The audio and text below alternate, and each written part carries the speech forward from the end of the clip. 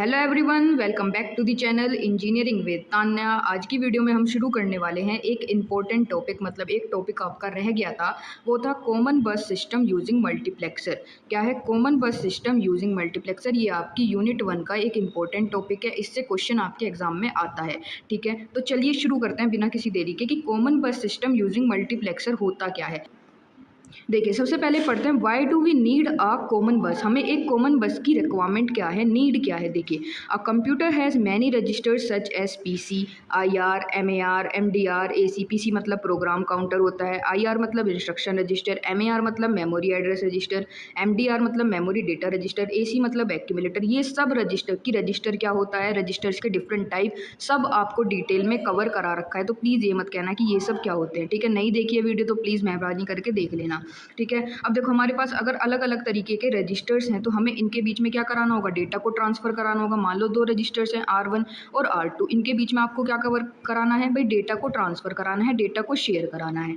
देखिए, these registers need to transfer data from one register to another. हमें क्या कराना है, डेटा को ट्रांसफर कराना है एक रजिस्टर से दूसरे रजिस्टर तक। फॉर एग्जाम्पल, अगर एग्जाम्पल ने जैसे कि एक R1 रजिस्टर है, एक R2 रजिस्टर है, means the data stored in R1। इसका मतलब क्या है कि R1 से डेटा R2 के पास जा रहा है, कि जो डेटा R1 के अंदर है वो हम किसको शेयर कर रहे हैं, अपने R2 रजिस्टर को, वो डेटा हम शेयर कर रहे हैं। देखिए, वही तो लिखा हुआ है, means the data stored in R1 has to be transfer to R2, यानी कि R1 का डेटा हम R2 को ट्रांसफर कराना चाह रहे हैं। देखिए, what happens if we directly connect every register. भाई आपके पास बहुत सारे रजिस्टर हैं, मान लो R1 है, R2 है, R3 है, R4 है, आपको इन सब के बीच में क्या कराना है भाई, डेटा को ट्रांसफर कराना है। अगर आपको डेटा को ट्रांसफर कराना है तो आपको इन डिफरेंट रजिस्टर्स को, जैसे R1, R2, R3, R4, R5, इन सबको क्या कराना होगा, डायरेक्टली कनेक्ट कराना पड़ेगा। भाई जब तुम डेटा को ट्रांसफर करा रहे हो तो उनके बीच में कुछ ना कुछ कनेक्शन तो होना ही चाहिए, तो वही लिखा हुआ है। देखिए, suppose we have n register, हम मान के चल रहे हैं, हम ये सपोज कर रहे हैं कि हमारे पास कितने रजिस्टर्स हैं, एन रजिस्टर्स हैं। If we make separate connection, separate connection का मतलब है अगर हम हर रजिस्टर को एक रजिस्टर से कनेक्ट करेंगे। इसका मतलब क्या है मैम, देखिए जैसे R1 है, R1 को आप R2 से भी कनेक्ट कर रहे हो, R1 को R3 से भी कनेक्ट कर रहे हो, R1 को फिर R4 से भी कनेक्ट कर रहे हो, क्योंकि भाई आपको डेटा R1 से R2 को भी भेजना है, R1 से R3 को भी भेजना है, डेटा R1 से R4 को भी भेजना है। तो देखिए, if we make separate connection, अगर हम अलग अलग कनेक्शंस करते हैं between every pair of register, हर पेयर ऑफ रजिस्टर के बीच में, तो नंबर ऑफ कनेक्शंस कितने होंगे आपके, नंबर ऑफ कनेक्शंस आपको कितने चाहिए, वो होंगे n into n minus 1। Ma'am आप कहना क्या चाह रहे हो, देखिए आपके पास जैसे रजिस्टर R1 है, आप चाह रहे हो कि मुझे इस रजिस्टर का डेटा R2 को भी भेजना है, R3 को भी भेजना है, R4 को भी भेजना है, तो आपको क्या करना होगा, इस R1 को R2 से भी कनेक्ट करना होगा, R3 से भी कनेक्ट करना होगा, R4 से भी कनेक्ट करना होगा। ये तो हुई R1 की कहानी। लेकिन ऐसा भी तो हो सकता है कि आपको डेटा R2 से R1 के पास शेयर करना हो, R2 से R3 के पास शेयर करना हो, तो R2 और R3 को भी आपको कनेक्ट करना पड़ेगा। अगर आपको R2 और R4 के बीच में डेटा ट्रांसफर करना है तो R2 को R4 से भी कनेक्ट करना पड़ेगा। समझ रहे हो? तो आपको कितने कनेक्शन चाहिएंगी, n इंटू n माइनस 1। अगर आपको डिफरेंट पेयर्स ऑफ रजिस्टर्स को कनेक्ट करना है, उनके बीच में कनेक्शन को बिठाना है, तो कितने कनेक्शन चाहिए, n इंटू n माइनस 1। देखिए, so as the number of register increase, भाई जैसे जैसे तुम्हारे नंबर ऑफ रजिस्टर्स बढ़ेंगे, द नंबर ऑफ वायर्स और कनेक्शंस बिकम वेरी लार्ज। भाई सिंपल सी बात है, जितने ज़्यादा रजिस्टर्स होंगे उतने ज़्यादा क्या लगेंगे आपको, कनेक्शंस लगेंगे या वायर्स लगेंगे। वायर सिंपल आप ये समझ सकते हो, उन्हें जोड़ने के लिए, उन्हें कनेक्ट करने के लिए उतने ही क्या चाहिए आपको, कनेक्शंस चाहिए या फिर वायर्स चाहिए। ठीक है, देखिए एक एग्जाम्पल ले रखा है, सबको सब क्लियर हो जाएगा। देखो, आपके पास नंबर ऑफ रजिस्टर्स, हम मान रहे हैं कि आपके पास दो रजिस्टर्स हैं, तो आपके पास कितने कनेक्शन होंगे, देखिए फॉर्मूला लगाइए, n into n minus 1। N की वैल्यू 2 रखोगे, 2 माइनस 1, 2 माइनस 1 1, और 2 की मल्टीप्लाई 1 से करोगे तो कितना आएगा 2। आपको कितने कनेक्शन चाहिए, 2 कनेक्शन, जब आपके पास दो रजिस्टर्स हैं। लेकिन जब आपके पास 4 रजिस्टर्स हैं तो आपको कितने कनेक्शन चाहिए, फॉर्मूले में लगाओ 4 इंटू 4 माइनस 1, 4 माइनस 1 3 होता है। आपको कितने कनेक्शन चाहिए भाई, 12 कनेक्शन चाहिए। वैसे ही जब आपके पास 8 रजिस्टर्स है तो आपको कितने कनेक्शन चाहिए, 56 कनेक्शंस। आपके पास जब 10 रजिस्टर्स है तो आपको कनेक्शंस कितने चाहिए, 90। तो देखो, आप देख रहे हो ना, जैसे जैसे रजिस्टर्स बढ़ रहे हैं, पहले 2 थे, फिर 4, फिर 8, फिर 10, वैसे ही आपके क्या है, नंबर ऑफ कनेक्शंस भी क्या हो रहे हैं, इंक्रीज हो रहे हैं। वही इसी लाइन में लिखा हुआ है। ठीक है, therefore connecting every register directly is complicated and costly. भाई सिंपल सी बात है, अगर आप हर एक रजिस्टर को एक दूसरे रजिस्टर से कनेक्ट करोगे पेयर रजिस्टर्स को एक दूसरे से कनेक्ट करोगे तो क्या होगा, कॉम्प्लिकेशन बढ़ेगी और वायर्स मतलब कि कनेक्शंस भी ज़्यादा लगेंगे और वो कॉस्टली भी होगा, ठीक है। क्योंकि भाई सिंपल सी बात है, जितने ज़्यादा रजिस्टर्स होंगे उतने ज़्यादा कनेक्शंस होंगे और उतनी ज़्यादा कॉम्प्लिकेशन होगी और उतने ज़्यादा पैसे भी लगेंगे, ठीक है। तो आई होप इतना आपको समझ में आ गया होगा कि कॉमन बस मतलब कि जब हमारे पास ज़्यादा रजिस्टर्स हैं, मैनी रजिस्टर्स हैं, तो उनके बीच में कनेक्शंस कितना कॉम्प्लिकेटेड हो सकता है जैसे जैसे नंबर ऑफ़ रजिस्टर्स बढ़ेंगे। तो मैम इसका सॉल्यूशन क्या है, देखिए अब सॉल्यूशन को ही देखेंगे। देखिए इसका सॉल्यूशन है कॉमन बस सिस्टम। क्या सॉल्यूशन है मैम इस चीज़ का, इस प्रॉब्लम का सॉल्यूशन है आपका कॉमन बस सिस्टम। कैसे मैम, देखिए instead of connecting every register directly to every other register, मतलब कि हम ऐसा ना करके कि हर एक रजिस्टर को दूसरे रजिस्टर से कनेक्ट कर रहे हैं, हम क्या करें, एक कॉमन बस का यूज़ करें, एक कॉमन पाथवे का यूज़ करें जिसे हम कहते हैं कॉमन बस। कैसे, देखिए a common bus is a set of common lines use to transfer binary information between register. अब कॉमन बस क्या होती है, सेट ऑफ कॉमन लाइंस होती है, उन कॉमन लाइंस के थ्रू ही क्या किया जाता है, बाइनरी इंफॉर्मेशन को ट्रांसफर किया जाता है रजिस्टर्स के बीच में। एक कॉमन बस क्या होती है, एक कॉमन बस सेट ऑफ कॉमन लाइंस होती है। ये जो कॉमन लाइंस है ना, इन्हीं कॉमन लाइंस के थ्रू आपकी जो बाइनरी इंफॉर्मेशन है, आपका जो डेटा है वो ट्रांसफर होता है, शेयर किया जाता है रजिस्टर्स के बीच में। आई होप इतना समझ में आया होगा। देखिए इंस्टेड ऑफ डायरेक्ट कनेक्शन, मतलब कि R1 को आप R3 से कनेक्ट करके, R2 से कनेक्ट करके, R4 से कनेक्ट करके, फिर आपने क्या कर रखा है, R2 को R3 से भी कनेक्ट कर रखा है, R1 से भी कनेक्ट कर रखा है, R4 से भी कनेक्ट कर रखा है। वैसे ही देखिए R4 का कनेक्शन R3 से भी है, R1 से भी है। तो आपने क्या कर रखा है, इन रजिस्टर्स को एक दूसरे से कनेक्ट कर रखा है। तो इंस्टेड ऑफ डायरेक्ट कनेक्शन, यानी कि ये डायरेक्ट कनेक्शन किए बिना भी हम क्या कर सकते हैं, डेटा को ट्रांसफ़र करा सकते हैं रजिस्टर्स के बीच में, ठीक है। ये R1, ये इसका मतलब क्या है, R1 R2 से कनेक्ट है और R2 R1 से कनेक्ट है। अब इसका मतलब क्या है, R1 R3, इसका मतलब ये डबल एरो लगा हुआ है ना ऐसे, तो इसका मतलब है कि R1 R3 से कनेक्ट है और R3 R1 से कनेक्ट है। अब देखिए यहाँ पे R1 R4, इसका मतलब है कि R1 R4 से भी कनेक्ट है और R4 R1 से कनेक्ट है। यहाँ देखिए R2 R3, इसका मतलब है R2 R3 से कनेक्ट है और R3 R2 से कनेक्ट है, ठीक है। तो ये क्या कर रखा है, अभी तो आपने डायरेक्ट कनेक्शन कर रखा है, ठीक है मैम। अब देखिए think of it like a common road, हम बस को क्या मान के चल रहे हैं कि वो एक कॉमन रोड की तरह है। The bus is like a common road, different registers are connected to the same road, यानी कि डिफरेंट रजिस्टर्स हैं वो किससे कनेक्ट होंगे, सेम रोड से। सेम रोड का मतलब है यहाँ पे बस, ठीक है, क्योंकि हम बस की एनालॉजी मतलब कि बस को क्या दिखा रहे हैं, हम बस को कह रहे हैं कि वो एक, आप मान के चलो कि बस एक सिंपल रोड है। तो डिफरेंट रजिस्टर्स किससे कनेक्ट होंगे, आपके बस से कनेक्ट होंगे। Data travels on this road from one register to another, अब डेटा जो है आपको रजिस्टर को डायरेक्टली कनेक्ट करने की जरूरत नहीं है, अब डेटा जो है उस बस के थ्रू ट्रैवल होगा। कैसे, देखिए जैसे आपके पास R1 रजिस्टर है और R2 रजिस्टर है, आप चाह रहे हो कि R1 का डेटा आप R3 को शेयर करना चाह रहे हो, ट्रांसफर करना चाह रहे हो, वैसे ही R2 का डेटा आप किसे शेयर करना चाह रहे हो, R4 को। तो आपने क्या करा, R1 और R3 को डायरेक्टली कनेक्ट नहीं कर रखा, इनके बीच में क्या आ गया, कॉमन पाथवे, एक कॉमन बस आ चुकी है। इस बस के थ्रू ही डेटा क्या होगा, ट्रांसफर होगा। देखो R1 से डेटा किसके पास गया, बस के पास, बस ने क्या करा, डेटा को R3 के पास पहुंचा दिया। वैसे ही क्या है, R2 है, R2 से डेटा गया आपकी बस के पास, बस ने क्या करा, डेटा को पहुंचा दिया R4 के पास। तो किसके थ्रू हो रहा है डेटा ट्रांसफर, डेटा ट्रांसफर हो रहा है आपके डेटा ट्रांसफर हो रहा है आपके बस के थ्रू। किसके हेल्प से हो रहा है, बस के थ्रू, ठीक है। द बस provides a common path for transferring data between register, तो बस क्या प्रोवाइड कर रहा है, एक कॉमन पाथ प्रोवाइड कर रहा है डेटा को ट्रांसफर कराने के लिए बिटवीन रजिस्टर्स, ठीक है जी। आई होप इतना आपको समझ में आ गया होगा।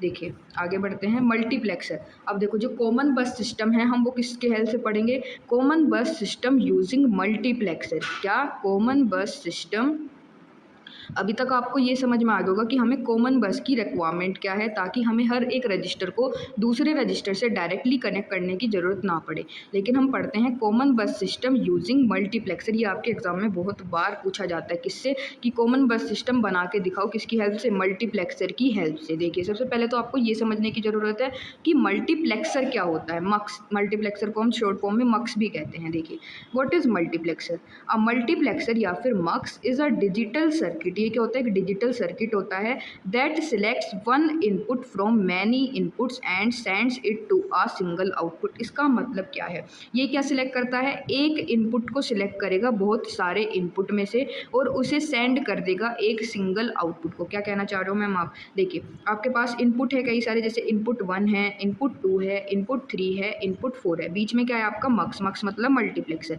ये मल्टीप्लेक्सर क्या करता है, इन सारे इनपुट में से, आपके पास 4 इनपुट हैं, इन 4 इनपुट में से किसी एक इनपुट को सिलेक्ट करेगा। मैंने क्या कहा कि इनमें से कोई एक इनपुट ही सिलेक्ट होगा, या तो 1 सिलेक्ट होगा या 2 या 3 या 4, कोई सा एक सिलेक्ट होगा। अच्छा मैम, पर मैम ये सिलेक्ट करता कैसे है? ये सिलेक्ट करता है, इसके पास होती हैं सिलेक्ट लाइन्स, जैसे लिखी हुई है ना S0 S1, ये क्या है? इसके पास सिलेक्ट लाइन्स हैं। ये सिलेक्ट लाइन्स ही सिलेक्ट करती हैं, चूज करती हैं कि इनमें से कौन सा इनपुट सिलेक्ट होगा, 1 सिलेक्ट होगा, 2 3 या 4। ठीक है, अब समझ में आ गया होगा कि कैसे सिलेक्ट किया जाता है। अब जो भी इनपुट सिलेक्ट होगा वो कहाँ जाएगा? आपके आउटपुट में आ जाएगा। देखिए यहाँ देखो क्या लिखा हुआ है की पॉइंट में, mux allows only 1 input at a time to go to the output, यानी मक्स सिर्फ और सिर्फ एक ही इनपुट को अलाउ करता है एक टाइम पे, कि एक टाइम पे एक ही इनपुट कहाँ जा सकता है? आउटपुट में जा सकता है, या तो 1 जाएगा या 2 या 3 या 4। ठीक है, किसके through? Select lines S1 S0 decide which input is selected. ये तो मैंने आपको बता ही दिया कि जो ये सिलेक्ट लाइन्स हैं S0 एंड S1, ये सिलेक्ट करते हैं कि कौन सा इनपुट आपका आउटपुट में जाएगा। ठीक है, देखिए एग्जाम्पल 4/1 मल्टीप्लेक्सर। 4/1 का मतलब क्या है कि यहाँ पे आपके पास 4 इनपुट होंगे। 4/1 का मतलब समझो सबसे पहले 4, यहाँ पे 4 का मतलब है कि आपके पास 4 इनपुट होंगे, लेकिन उन 4 इनपुट में से सिलेक्ट सिर्फ और सिर्फ आपका कोई एक ही होगा, इसलिए से हम कहते हैं 4/1। 4/1 का मतलब क्या है? 4 इनपुट में से कोई एक ही सिलेक्ट होगा, 1 यानी कि एक सिलेक्ट होगा। देखिए 4 inputs I0 I1 I2 I3। I0 का मतलब है इनपुट 0, I1 का मतलब है इनपुट 1, I2 का मतलब है इनपुट 2, I3 का मतलब है इनपुट 3। इनमें से कोई एक ही सिलेक्ट होगा, 1 आउटपुट, एक आउटपुट होगा। देखा, इसका मतलब होता है 1 आउटपुट। अब आउटपुट को आप किससे रिप्रेजेंट कर रहे हो? Y से रिप्रेजेंट कर रहे हो। ठीक है, और आपके पास कितनी सिलेक्ट लाइन्स हैं? 2 सिलेक्ट लाइन्स हैं, S1 एंड S0, ये 2 सिलेक्ट लाइन्स है। देखिए I0 I1 I2 I3, ये क्या है आपके मैम? 4 इनपुट्स हैं। ठीक है, 4 इनपुट्स हैं, 4 इनपुट में से लेकिन सिलेक्ट एक ही होगा, आउटपुट में कोई एक ही जाएगा। Y का मतलब क्या है? अभी बताया था, Y हम रिप्रेजेंट कर रहे हैं आउटपुट के लिए, और S1 S0 आपकी क्या है? सिलेक्ट लाइन्स है। देखिए अब सिलेक्शन टेबल होता कैसे, सिलेक्ट कैसे होते हैं? देखिए अगर S1 यानी S1 और S0 क्या है? सिलेक्ट लाइन्स है। अगर S1 और S0 पे दोनों पे क्या है? 0 0 है, यानी कि 0 0, ये S1 भी 0 है और S0 भी 0 है, तो इसका मतलब क्या होगा? कौन सा इनपुट सिलेक्ट होगा? आपका इनपुट सिलेक्ट होगा I0। क्या कहा मैंने? अगर सिलेक्ट लाइन आपकी 0 है और ये वाली लाइन भी 0 है, तो आपका कौन सा इनपुट सिलेक्ट होता है? आपका इनपुट सिलेक्ट होता है I0, और आउटपुट में भी क्या आ जाएगा? आपका I0 आ जाएगा। ठीक है मैम, हमें इतना समझ में आ गया कि अगर सिलेक्ट लाइन्स दोनों 0 हैं तो आपका कौन सा इनपुट सिलेक्ट होगा? I0 सिलेक्ट होगा, और आउटपुट पे भी यही आएगा। ठीक है, अब सिलेक्ट लाइन अगर 0 यानी कि S1 0 है, ये वाली सिलेक्ट लाइन 0 है, लेकिन S0 1 है। ठीक है, तो कौन सा इनपुट सिलेक्ट होगा? तो इनपुट सिलेक्ट होगा I1। ठीक है, I1 सिलेक्ट होगा तो आउटपुट में भी क्या आएगा मैम? I1 आएगा, ऑब्वियस सी बात है। अब देखिए अगर सिलेक्ट लाइन S1 क्या है? 1 है, और S0 सिलेक्ट लाइन क्या है आपकी? 0, यानी 1 0 हो जाता है, तो कौन सा इनपुट सिलेक्ट होगा? I2, और आउटपुट में क्या आएगा भाई? I2 आएगा। ठीक है, अगर दोनों सिलेक्ट लाइन्स 1 1 हो जाती हैं, ये भी 1 ये भी 1, तो कौन सा सिलेक्ट होगा? I3, और आउटपुट में भी क्या आएगा?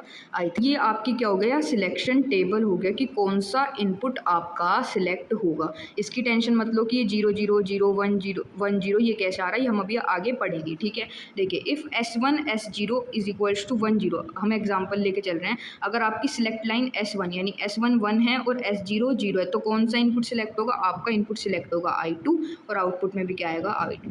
देखो ये मल्टीप्लेक्सर का आप यूज़ कहाँ करते हो? Where is it use? हम इसे पढ़ तो रहे मैम, लेकिन यूज़ कहाँ करेंगे? आप इसे यूज़ करोगे भाई कॉमन बस सिस्टम में। कॉमन बस सिस्टम में आप इसका यूज़ इसलिए करते हो ताकि to select which register will puts it data on the bus. मतलब क्या है? देखिए आपके पास बहुत सारे रजिस्टर होंगे, जैसे R1 है, R2 है, R3 है, R4 है, तो इनमें से कौन सा रजिस्टर डेटा ट्रांसफ़र करेगा बस के थ्रू? मैंने अभी बताया था हम डेटा किसके थ्रू ट्रांसफ़र कराएंगे? बस के थ्रू। तो इनमें से कौन सा रजिस्टर डेटा ट्रांसफ़र करेगा बस के थ्रू? R1 करेगा, R2 करेगा, R3 करेगा, R4 करेगा, कौन करेगा? तो ये सिलेक्ट करवाने का काम, इनमें से चूज़ करने का काम कौन करता है? मल्टीप्लेक्सर करता है। ठीक है, तो वही तो लिखा हुआ है। देखिए ये किस में यूज़ होता है? कॉमन बस सिस्टम में यूज़ होता है, to select which register will puts it data on the bus, यानी कि बस के थ्रू कौन सा रजिस्टर डेटा ट्रांसफ़र करेगा। तो वो कौन, उसको सिलेक्ट करने में, रजिस्टर को सिलेक्ट करने में कि R1 करेगा, R2 R3 R4, तो उसे सिलेक्ट करने में मदद कौन करता है? आपका मल्टीप्लेक्सर करता है। ठीक है, चलो भाई, अब हम आगे बढ़ते हैं। देखिए, why do we use a multiplexer, एक बार इसको भी देख लेते हैं। मल्टीप्लेक्सर एक्ट करता है एज अ सिलेक्टर। अभी बताया कि कौन सा रजिस्टर, R0, हम यहाँ पे जीरो से शुरू करें तो R0, R1, R2, Rn, तो आपके पास मल्टीपल रजिस्टर्स हैं। तो इनमें से कौन जो है डेटा ट्रांसफ़र करेगा बस के थ्रू, तो वो कौन सिलेक्ट करता है? आपका मक्स। मक्स मतलब multiplexer. It select one register from many register, ये मैंने आपको अभी बताया कि ये एक रजिस्टर को सिलेक्ट करेगा बहुत सारे रजिस्टर्स में से, मैनी रजिस्टर्स में से। The selected register's data is placed on the common bus. इस लाइन का मतलब है कि जो भी रजिस्टर सिलेक्ट हुआ होगा, मान लो R1 जो है वो सिलेक्ट हुआ है, तो उसका डेटा क्या होगा? ट्रांसफर होगा किसके थ्रू? बस के थ्रू। यानी R1 जो है बस के थ्रू क्या करेगा? डेटा को ट्रांसफर करेगा। देखिए, it ensure that only one register sends data to the bus at a time. इसका मतलब है कि ये इंश्योर करता है कि एक टाइम पे एक ही रजिस्टर जो है डेटा को ट्रांसफर करे, किसके थ्रू? बस के थ्रू। ठीक है, यानी कि एक टाइम पे एक ही रजिस्टर डेटा ट्रांसफर करेगा। ठीक है, सिलेक्ट लाइंस क्या करती हैं भाई? ये डिसाइड करती हैं कि कौन सा रजिस्टर सिलेक्ट होगा। मेन चीज़ क्या है? ये सिलेक्ट लाइंस हैं। ये सिलेक्ट मल्टीप्लेक्सर के अंदर क्या है? ये सिलेक्ट लाइन है। ये सिलेक्ट लाइन ही क्या करती हैं? चूज़ करती हैं, ये सिलेक्ट करती हैं किसको? रजिस्टर को। ठीक है, अब देखो जैसे यहाँ पे हाउ इट वर्क्स में देख लेते हैं एक बार। देखो, आपके पास एक रजिस्टर R0, एक R1 है, एक R2, डॉट डॉट डॉट, मतलब आगे बढ़ते बढ़ते जाओगे तो आपके पास कितने रजिस्टर्स हो गए? N रजिस्टर्स हो गए। आपके पास लगा हुआ है मल्टीप्लेक्सर। अब मल्टीप्लेक्सर का काम है कि उसे बेचारे को इनमें से किसी एक रजिस्टर को सिलेक्ट करना है। अब किसके थ्रू सिलेक्ट करता है? वो किसकी हेल्प से करता है? वो कहता है भाई सिलेक्ट लाइन मेरी मदद कर इनमें से किसी एक रजिस्टर को सिलेक्ट करने के लिए। सिलेक्ट लाइन उसकी मदद करेगी एक रजिस्टर को सिलेक्ट करने के लिए। एक टाइम पे एक ही रजिस्टर सिलेक्ट होगा और वही डेटा ट्रांसफर करेगा बस के थ्रू, कॉमन बस के थ्रू। ठीक है, देखो शॉर्ट में अगर बताऊँ तो मैनी बहुत सारे रजिस्टर है, मार्क्स उसमें से एक सिलेक्ट करेगा और कॉमन बस के थ्रू उसका डेटा जो है ट्रांसफर किया जाएगा। ठीक है, देखो जब तुमसे क्वेश्चन पूछा जाएगा एग्जाम में, कॉमन बस सिस्टम यूजिंग मल्टीप्लेक्सर, क्या काम है ना? यूजिंग मल्टीप्लेक्सर, तो आपको ये डायग्राम 101% बना के आना है, क्योंकि diagram is must, diagram important होता है। ठीक है, अब देखिए आप, हम यहाँ से पहले बेसिक से समझते हैं। देखो आपके पास 4 रजिस्टर हैं और हर रजिस्टर के अंदर कितनी बिट है मैम? 4 बिट है। अब देखो, अब मल्टीप्लेक्सर कितने होंगे? आपको कितने मल्टीप्लेक्सर दिख रहे हैं? 4 मल्टीप्लेक्सर दिख रहे हैं मैम।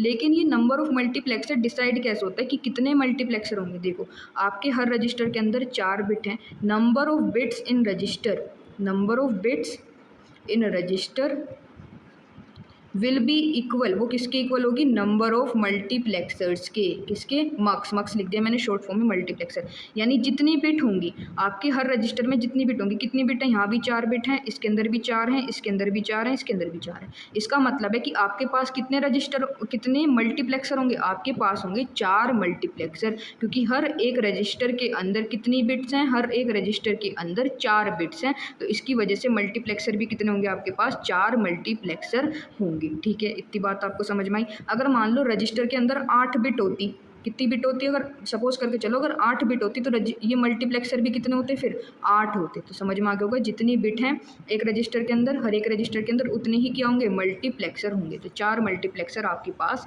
हैं। ध्यान से देखो, हर एक मल्टीप्लेक्सर में कितनी इनपुट लाइन्स हैं? देखो 0, 1, 2, 3, यानी कि कितनी इनपुट लाइन्स होंगी मैम? 4 इनपुट लाइन्स होंगी। लेकिन उन 4 में से सिलेक्ट सिर्फ और सिर्फ क्या होगा? एक ही इनपुट सिलेक्ट होगा। ठीक है, देखो यहाँ पे 4 इनपुट लाइन्स आ रही हैं, 1, 2, 3, 4, लेकिन सिर्फ और सिर्फ सिलेक्ट एक ही लाइन होगी, एक ही इनपुट सिलेक्ट होगा।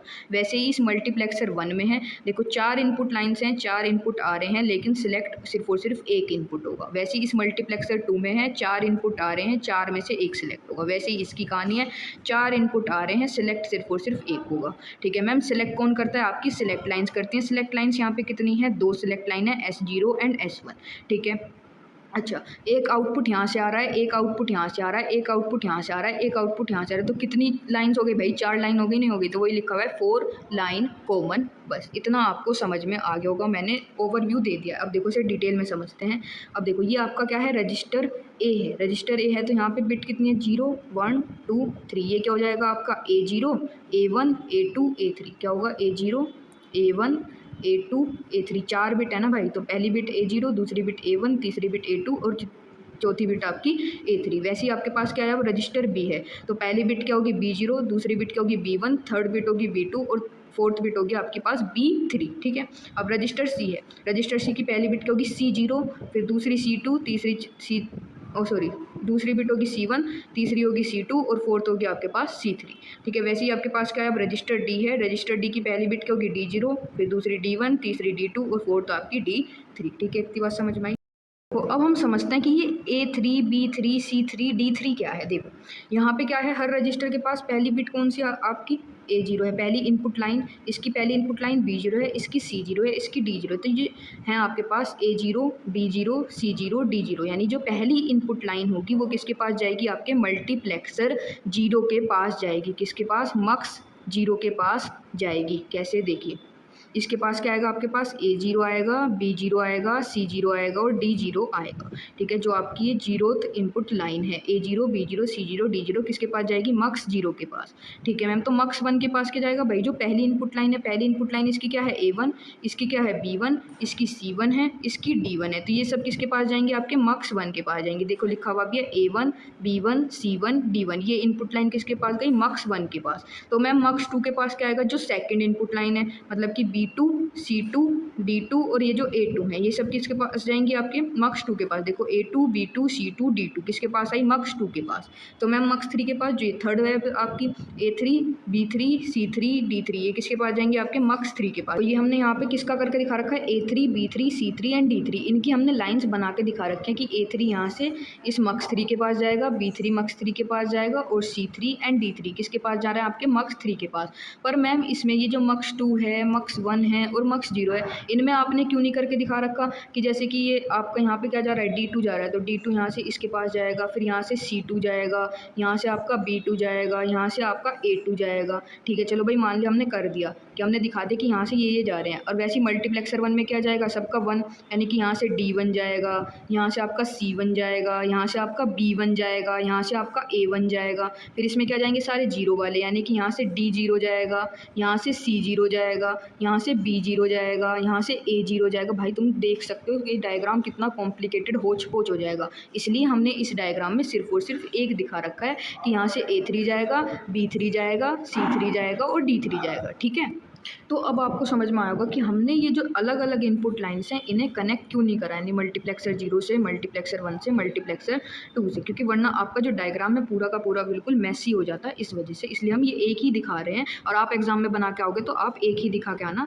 ये आप यहाँ पे एरो बना के दिखा सकते हो कि इसके पास यहाँ पे A0 आएगा, B0 आएगा, C0 आएगा, D0 आएगा। आपको पूरा बना के दिखाने की जरूरत नहीं कि A0 यहाँ से आ रहा है, फिर B0 मैम यहाँ से आ रहा है, फिर C0 यहाँ से आ रहा है, फिर D0 यहाँ से आ रहा है। तो आपको पूरा बनाने की जरूरत नहीं, आप ये एरो बना देना, वो एग्जामिनर खुद समझ जाएगा। वैसे यहाँ पे है A1 आ रहा है, B1, C1, D1, तो आपको यहाँ से ये A1 लाने की जरूरत नहीं है, फिर B1, फिर यहाँ से C1, फिर यहाँ से D1। ठीक है, क्योंकि एग्जाम में पूरा डायग्राम का होच पोच बच जाएगा। तो सिर्फ आप एक करके दिखा देना, ये मल्टीप्लेक्सर 3 वाला। ठीक है, वो आपको ये पूरा स्ट्रक्चर समझ में आ गया होगा। अब देखो ये जो आपकी सिलेक्ट लाइन है S0 एंड S1, ये क्या करेंगी, अब इनमें से कोई एक रजिस्टर सिलेक्ट होगा, या तो A सिलेक्ट होगा या B या C या D, डेटा ट्रांसफ़र कराने के लिए। अच्छा, अब ये सोच लो कि मैम यहाँ पे सिर्फ और सिर्फ 2 ही सिलेक्ट लाइन क्यों है, S0 and S1। Select line तो 3 भी हो सकती हैं, 5 भी हो सकती है, कितनी भी हो सकते हैं। भाई देखो इसके पीछे जो है एक रीजनिंग है, एक लॉजिक है। देखो कैसे, आपके पास कितने रजिस्टर मैम, हमारे पास तो 4 रजिस्टर है A B C D, यानी कि 2 की पावर 2 कितना होता है आपके पास, 4 होता है। यानी कि अगर आप 2 की पावर n करोगे, ये n क्या होता है आपके पास कि कितनी सिलेक्ट लाइन होंगी। n क्या रिप्रेजेंट करता है, सिलेक्ट लाइन्स। देखो अगर आप 4 रजिस्टर हैं तो 2 की पावर 2 क्या होता है, 4 होता है, यानी कि 4 तो क्या है आपके रजिस्टर्स हैं। ठीक है, 4 आपके पास रजिस्टर। तो ये 2 क्या है, ये पावर जो 2 है ये होती है आपकी, ये दिखाती है आपकी सिलेक्ट लाइंस। तो आपके पास यहाँ पे क्या आ रहा है 2 इसका मतलब क्या, आपके पास 2 सिलेक्ट लाइन होंगी S1 एंड S0। इसका मतलब है अगर आपके पास 4 रजिस्टर्स हैं, अगर आपके पास 4 रजिस्टर्स हैं तो सिलेक्ट लाइन्स कितनी होंगी मैम, 2 सिलेक्ट लाइन्स होंगी। कौन कौन सी, S1 एंड S0। अगर मैम हमारे पास 8 रजिस्टर्स होते तो देखो उसे भी समझते हैं। अगर आपके पास 8 रजिस्टर्स होते तो 2 की पावर 3 इज इक्वल्स टू 8। 8 तो क्या है आपके रजिस्टर्स है, तो 3 क्या रिप्रेजेंट करेगा, सिलेक्ट लाइन्स। तो आपके पास तब सिलेक्ट लाइन्स कितनी हो जाती, 3, S0, S1 और S2। तब आपके पास सिलेक्ट लाइन्स कितनी होती, 3। लेकिन अभी अगर आपके पास रजिस्टर्स 4 हैं तो सिलेक्ट लाइन्स कितनी होंगी, 2 सिलेक्ट लाइन्स होंगी। इन्हीं सिलेक्ट लाइन्स की मदद से ये तय किया जाएगा कि कौन सा रजिस्टर जो है डेटा ट्रांसफ़र करने वाला है। अब देखो आपके पास 2 सिलेक्ट लाइन्स हैं, यानी कि 2 बिट्स जो हैं पॉसिबल हैं, या तो 0 जीरो या फिर वन। ठीक है, दो सिलेक्ट लाइन से तो कौन सी बिट पॉसिबल है, दो ही तो पॉसिबल है, दो बिट पॉसिबल है, जीरो और वन। अगर तुम जीरो और वन से कॉम्बिनेशन बनाओगे तो क्या क्या कॉम्बिनेशन बन सकता है, देखो या तो जीरो जीरो हो सकता है, या जीरो वन हो सकता है, या वन जीरो हो सकता है, या वन वन हो सकता है। अब समझ में आया? ठीक है कि जीरो जीरो क्या है, जीरो वन क्या है, वन जीरो क्या है, वन वन क्या है। ठीक है, इनकी मदद से ही सिलेक्ट होते हैं आपके रजिस्टर। कैसे मैम, देखिए इसे छोड़ो आप, देखो अगर आपकी सिलेक्ट लाइन जीरो जीरो है यानी कि कॉम्बिनेशन क्या है, जीरो जीरो, तो आपका कौन सा रजिस्टर सिलेक्ट होगा, रजिस्टर ए। अगर कॉम्बिनेशन क्या आ जाता है, जीरो वन का कॉम्बिनेशन आ जाता है तो रजिस्टर कौन सा सिलेक्ट होगा मैम, रजिस्टर बी। अगर कॉम्बिनेशन आता है वन जीरो का तो रजिस्टर कौन सा सिलेक्ट होगा, सी। अगर कॉम्बिनेशन आता है वन वन का तो कौन सा सिलेक्ट होगा, रजिस्टर डी सिलेक्ट होगा। देखो हम सपोज करके चल रहे हैं कि सिलेक्ट लाइंस क्या है आपकी, S1 भी जीरो है और S0 भी जीरो, यानी कि दोनों सिलेक्ट लाइन कॉम्बिनेशन क्या हो गया, जीरो जीरो। तो इसका मतलब क्या है, आपका रजिस्टर ए सिलेक्ट होगा। मैम कैसे सिलेक्ट होगा, देखो इस वाले आउटपुट से क्या जाएगा, मक्स जीरो से क्या जाएगा, ए जीरो सिलेक्ट होगा। फिर यहाँ से मक्स वन से क्या सिलेक्ट होगा, आपका ए वन सिलेक्ट होगा। यहाँ से क्या सिलेक्ट होगा, ए टू सिलेक्ट होगा। यहाँ से ए थ्री सिलेक्ट होगा। देख पा रहे हो ये चारों बिट किसकी, आपकी रजिस्टर ए की हैं, A zero, A one, A two, A three, चारों बिट किसकी, आपकी रजिस्टर ए की हैं। तो इसका मतलब क्या हुआ, डेटा ट्रांसफ़र के लिए किसे सिलेक्ट किया गया, आपके रजिस्टर ए को सिलेक्ट किया गया। अगर मैम कॉम्बिनेशन जीरो वन का आ जाता तो कौन सा रजिस्टर सिलेक्ट होता भाई, आपका फिर रजिस्टर बी सिलेक्ट होता। फिर यहाँ से कौन सी बिट जाती, B zero, B one, B two, B three.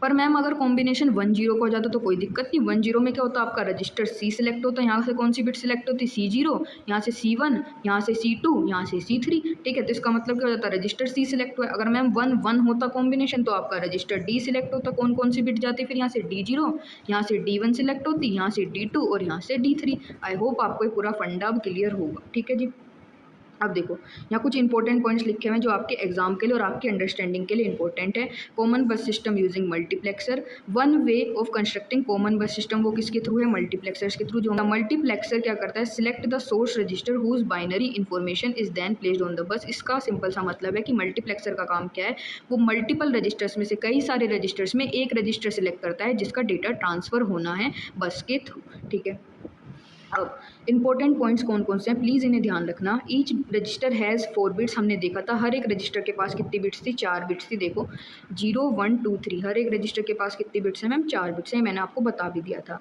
ठीक है, देखो four bit registers using four multiplexer because number of bits in register is equal to number of multiplexer. ये भी बताया था कि जितनी बिट आपके रजिस्टर में होंगी, जैसे यहाँ चार बिट हैं तो आपके पास मल्टीप्लेक्सर भी कितने होंगे, चार मल्टीप्लेक्सर होंगे। देखो हर एक रजिस्टर में कितनी बिट है मैम, चार बिट है, तो आपके मल्टीप्लेक्सर भी कितने होंगे, चार मल्टीप्लेक्सर होंगे। सपोज अगर 8 बिट होती तो मल्टीप्लेक्सर भी कितने होते, आपके 8 होते। ठीक है, तो वही यहाँ पे लिखा हुआ है कि जितने आपके पास बिट होंगी रजिस्टर के अंदर उतने क्या होते हैं, आपके पास मल्टीप्लेक्सर होते हैं।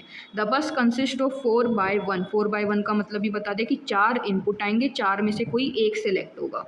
ठीक है, आपके पास दो सिलेक्ट लाइंस होती हैं, S1 और S0। ये दो सिलेक्ट लाइंस क्यों होती हैं ये भी मैंने आपको बता दिया। ठीक है, the select line S1 and S0 are common to all four multiplexer. इसका मतलब क्या है कि देखो ये जो सिलेक्ट लाइन है S1 और S0 चारों मल्टीप्लेक्सर पे कॉमन है। यहाँ भी S1 S0, यहाँ भी S1 S0, S1 S0, S1 S0, मतलब ये जो कॉमन, ये जो आपकी है सिलेक्ट लाइन्स, ये चारों मल्टीप्लेक्सर्स के लिए क्या होंगी, कॉमन होंगी। ठीक है, यानी कि चारों के चारों मल्टीप्लेक्सर्स S1 और S0 सिलेक्ट लाइन्स को यूज़ कर सकते हैं।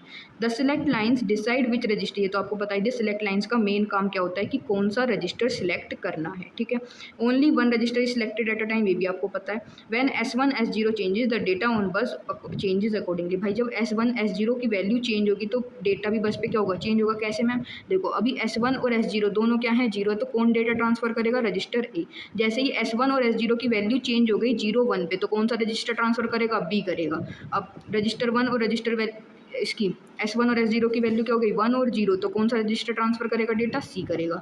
अब S1 और S0 की वैल्यू क्या हो गई, वन वन, तो कौन सा डेटा रजिस्टर ट्रांसफर करेगा डेटा को, रजिस्टर डी ट्रांसफर करेगा। तो आपको ये समझ में आ गया होगा कॉम्बिनेशन की यहाँ चार ही कॉम्बिनेशन क्यों बने हैं। ठीक है, ये मैंने आपको बता दिया कि दो सिलेक्ट लाइन्स क्यों है, क्योंकि आपके पास चार रजिस्टर्स है तो 2 की पावर 2 इज इक्वल्स टू 4, तो 2 क्या रिप्रेजेंट करेगा, सिलेक्ट लाइन्स। दो सिलेक्ट लाइन्स है, इसका मतलब बिट्स कितनी होंगी, जीरो या फिर वन। अब तुम जीरो और वन से कॉम्बिनेशन कितने बना सकते हो, जीरो जीरो हो सकता है कॉम्बिनेशन, या तो जीरो वन हो सकता है, या वन जीरो हो सकता है, या वन वन हो सकता है।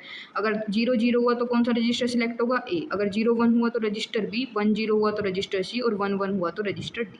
ठीक है, आई होप आपको समझ में आ गया होगा। मैंने पूरी कोशिश करी है आपको समझाने की। नहीं समझ में आया तो प्लीज़ वीडियो थोड़ी-सी पीछे करना, आ जाएगा आपको समझ में। अगर कुछ डाउट हो तो कमेंट्स में पूछ लेना, आई विल रिप्लाई, ठीक है? अगर वीडियो आपको अच्छी लगती है, आपकी हेल्प होती है तो प्लीज़ चैनल को सब्सक्राइब कर लो ऐसी और वीडियो के लिए एंड थैंक यू।